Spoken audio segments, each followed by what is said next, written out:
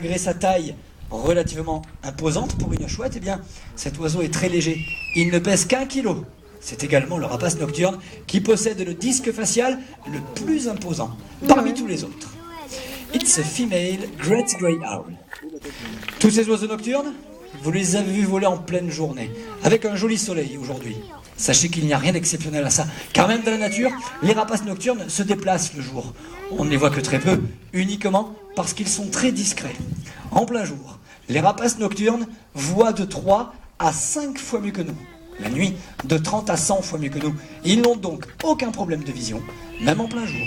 Malgré tout, il y a une petite déficience. C'est à quelques centimètres du bec.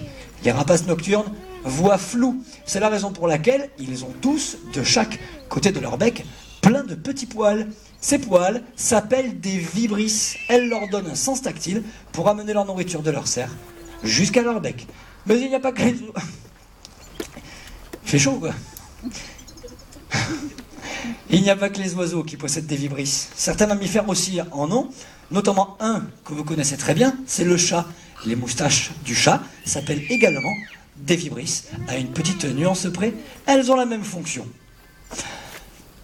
Nous avons parlé de la vue de ces oiseaux, nous allons maintenant parler de leur ouïe, qui est nettement plus développée que la nôtre.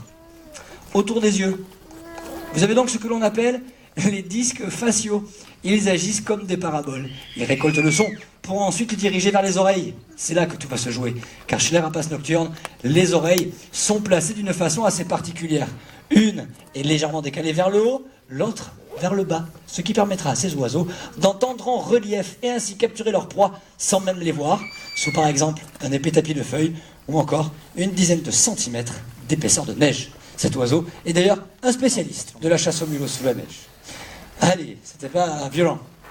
Et je pense que ça va pas être beaucoup plus non plus. Avec les hauts, de sa tête.